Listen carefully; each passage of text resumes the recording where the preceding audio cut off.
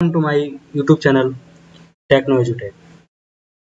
तो आज हम लोग अपने सीरीज को कंटिन्यू करते हैं जिसमें 25 क्वेश्चंस हैं एमसीक्यू में। तो पहला क्वेश्चन हम लोग देखते हैं। पहला क्वेश्चन है the formatting a disk result in all the data being save to the disk या copy from the disk deleted from the disk. तो इसमें क्या होगा आंसर इसका, जब फॉर्मेटिंग डेटा होता है, फॉर्मेट डेटा होता है, उसमें क्या होता है, मेरा डेटा डिलीट होता है। जब हम जो मेरा टर्म है फॉर्मेटिंग, उसमें क्या होता है, डेटा डिलीट डेटा होता है।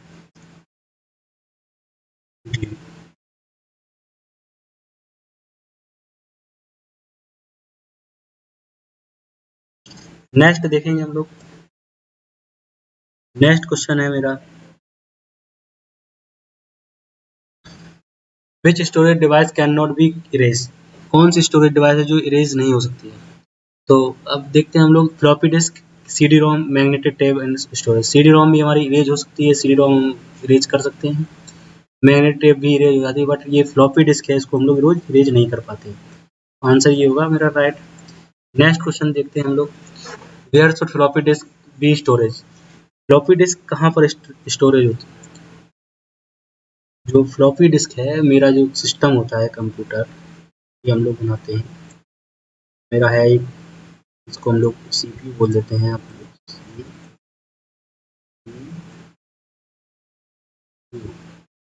CPU, इसमें फ्लॉपी डिस्क कहाँ पर स्टोर होती है, तो इसके अंदर ड्रॉयर होती है। क्या होते हैं, यहाँ पे ड्रॉयर बने होते हैं, जहाँ पे हम लोग HDD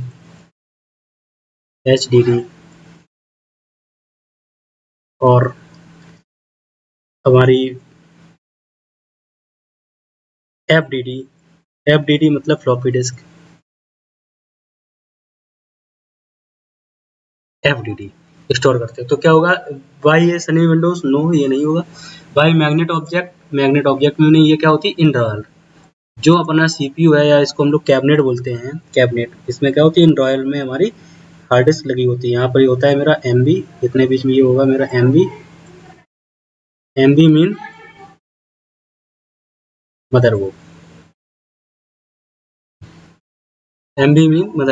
मदरबोर्ड, इसमें ये मेरे अटैच होती है। तो नेक्स्ट क्वेश्चन देखते हैं। Question number 4, who is accurate the developing the architecture of the modern computer. Modern computer का जो आर्किटेक्चर डेवलप किया, किसने किया है, वो हम देखते हैं, सर क्ल्यू सिंक्लेयर नहीं है, बिल गेट्स ने पुराना सिस्टम बनाया, तो ये मेरा क्या हुई, John von Neumann. Next question देखेंगे, which bus carries information between processor and the peripheral। Processor और पेरिफेरल के बीच में, प्रोसेसर क्या होता है मेरा, ऐसे ये पूरा एक CPU है, CPU यहाँ पे मेरा होता है प्रोसेसर,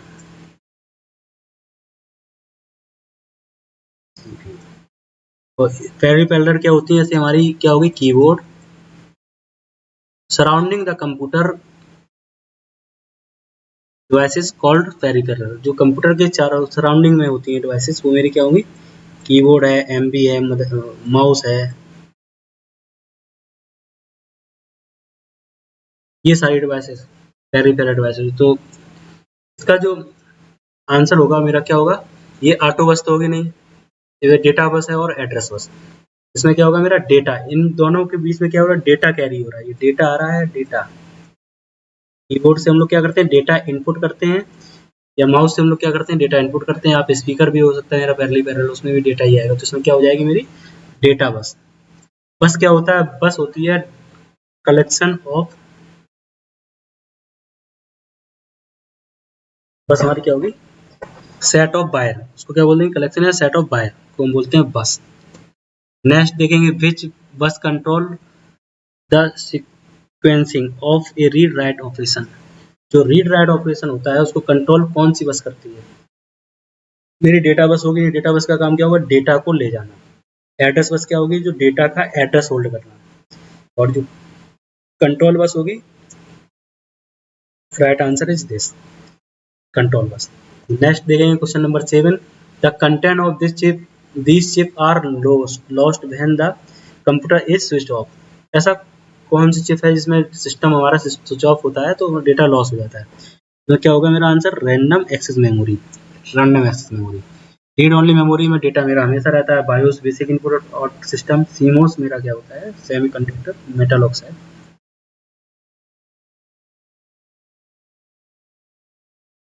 तो ये हमारा क्या होगा? रैम। आंसर क्या हो जाएगा? रैम। रैम देखिए, रैम जो मेरी बनी होती है, जो रैम बनी होती है वो कौन से कंपोनेंट होते हैं? उसमें कंपोनेंट होते हैं कैपेसिटर। क्या होते हैं? कैपेसिटर।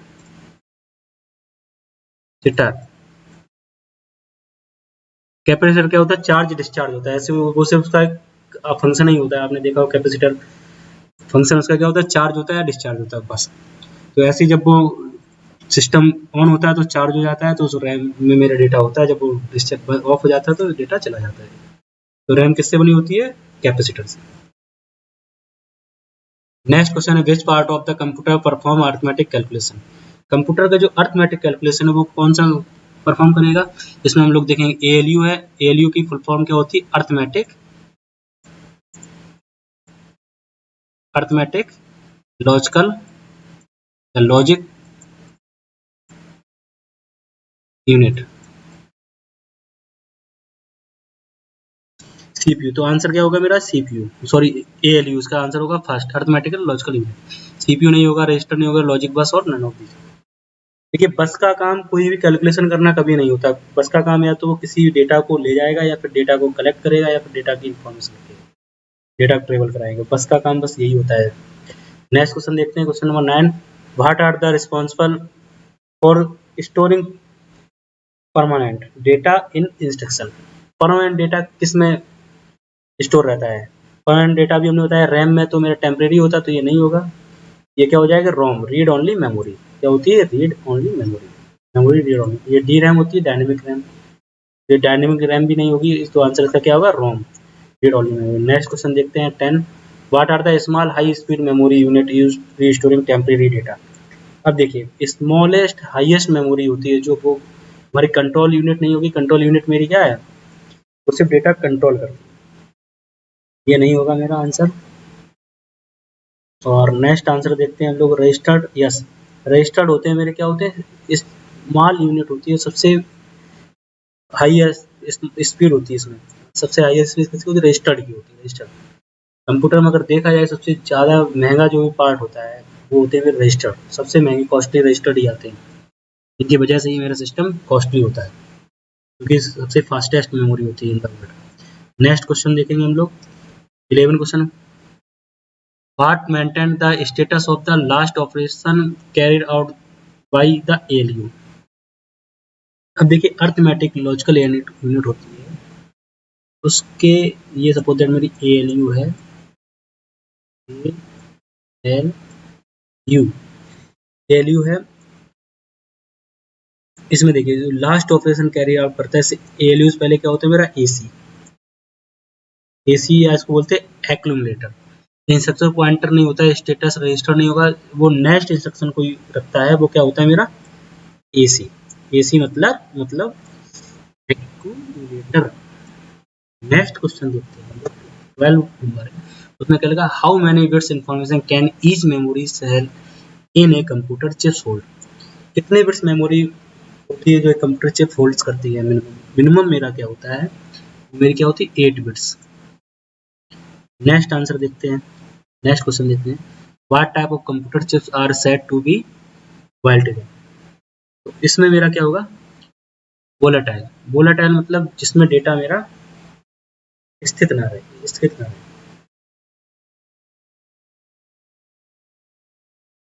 वोलेटाइल मतलब डेटा मेरा ना रहे।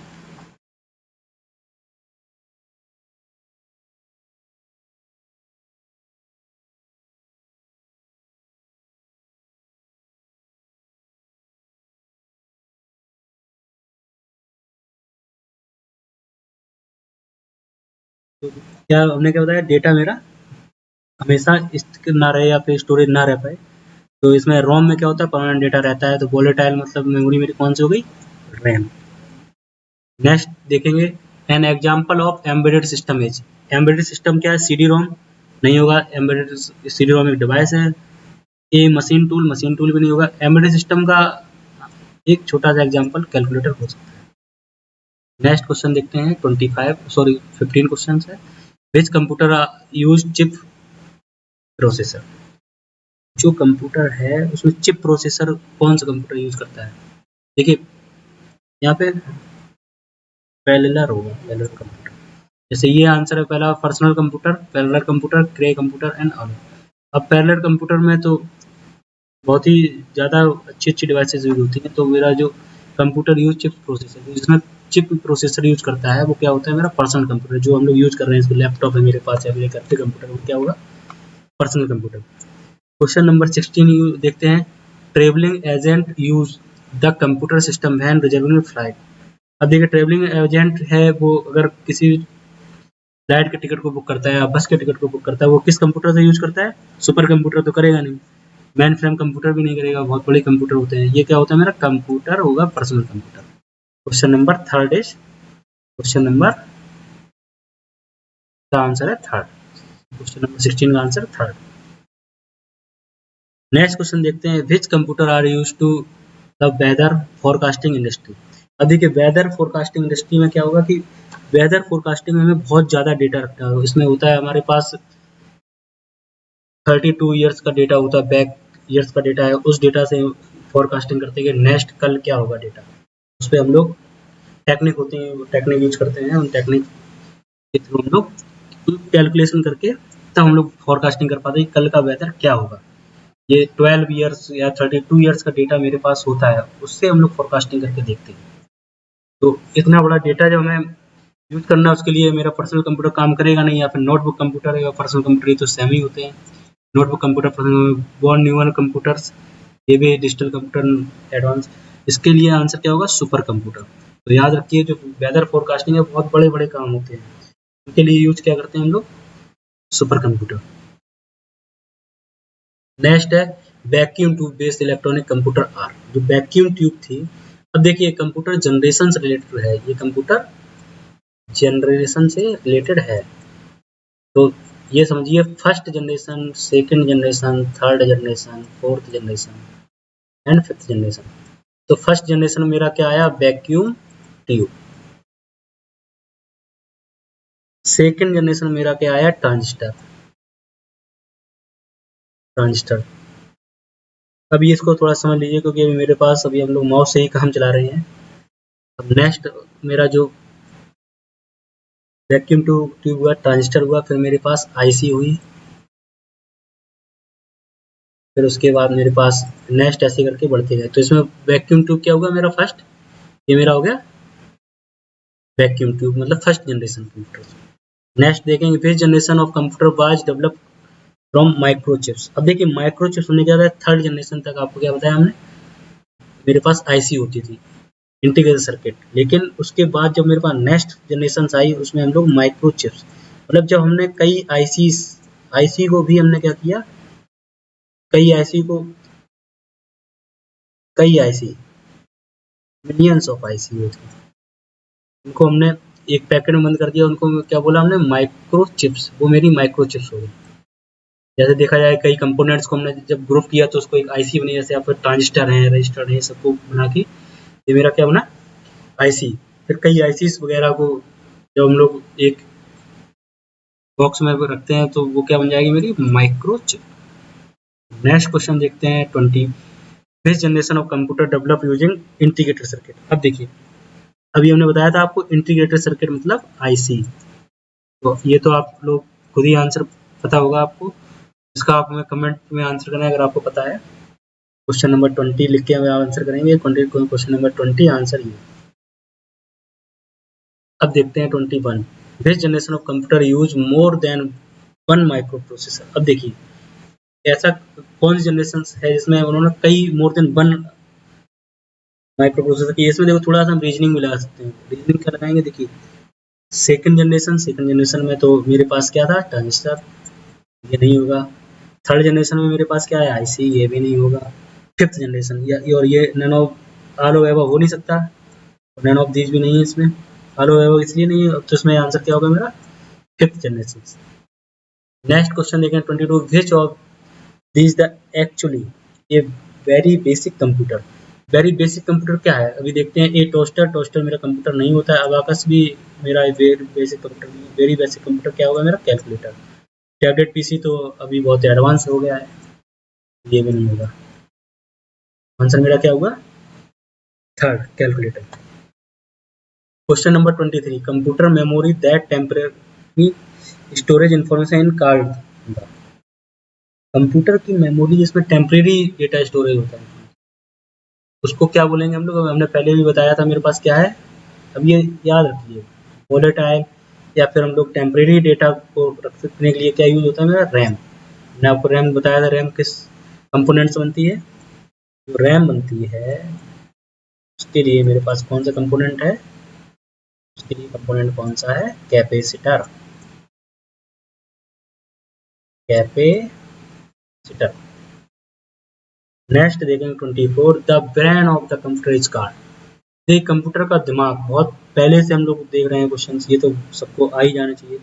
इसको आप लोग देखेंगे, IBM नहीं हो सकता होगा, रोम नहीं होगा, रैम नहीं होगा, क्या होगा, brain computer, CPU, central processing units. Next question देखेंगे 25, नेक्स्ट और आखिरी क्वेश्चन है मेरा, बहुत ही इंटरेस्टिंग क्वेश्चन है। When install a peripheral you use to usually need to install. अभी देखिए, हमने पेरिफेरल क्या बताया था कि जो मेरे कंप्यूटर के सराउंडिंग डिवाइसेस हैं उनको हम क्या बोलेंगे, पेरिफेरल। जैसे हमारी कीबोर्ड है,